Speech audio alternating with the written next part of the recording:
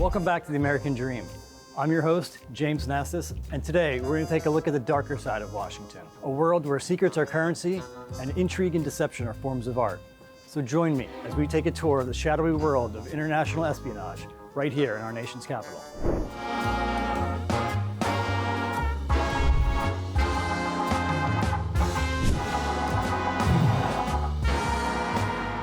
It's estimated that at any given time, there are over 10,000 spies working in Washington, D.C.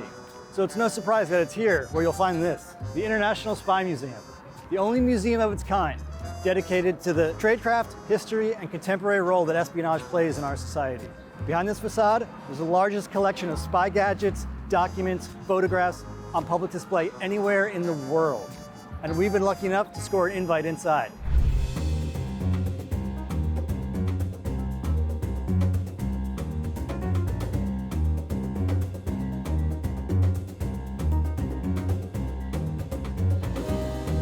Hey, Dr. Hammond, thank you so much for having us here at the International Spy Museum. It is one of the coolest museums I've ever been to.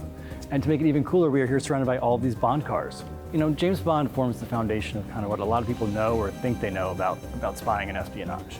What most people know about espionage comes from movies or TV shows.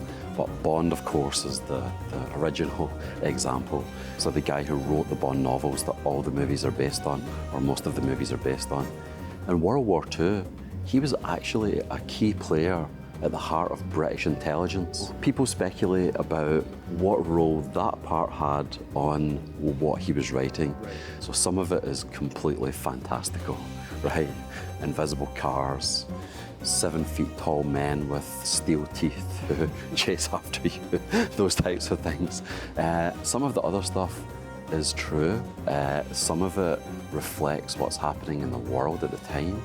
We think about the Cold War, and we know of at least one occasion where one of those CIA directors watched a Bond movie, came out of it, and got on the phone and said, "Do we have anything like this? And if we don't, can we get something like this?" So that's another way it ties in. Life imitating art. Exactly.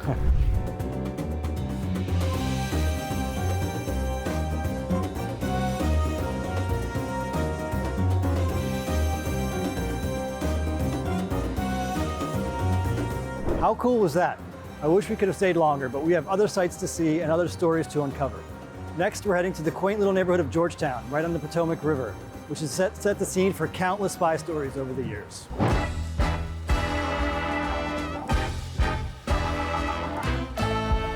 Welcome to Georgetown. This exclusive neighborhood is home to a mix of politicians, diplomats, academics, and journalists, creating the perfect environment for intelligence gathering. From clandestine meetings in quaint cafes to surveillance along the cobblestone streets, Georgetown's charm belies its role as a hub for international espionage.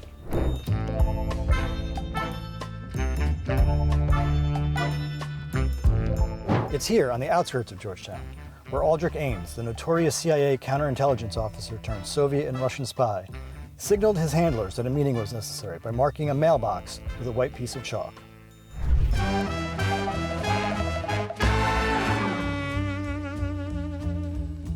And it's here, at Martin's Tavern, where the likes of Nathan Silvermaster and Elizabeth Bentley met to coordinate the operations of the spy ring they controlled for the Soviet government.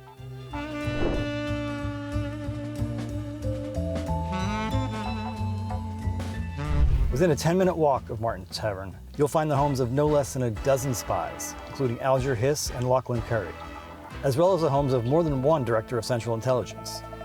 It seems that behind every facade and around every corner in this quaint neighborhood, there's a story of espionage and spying just waiting to be told.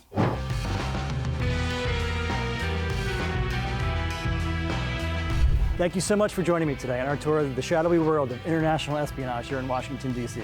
I really hope you enjoyed it as much as I did. And a special thank you to Dr. Hammond and everyone at the International Spy Museum for showing us around. For the American Dream, I'm James Nastis, and I'll see you next time.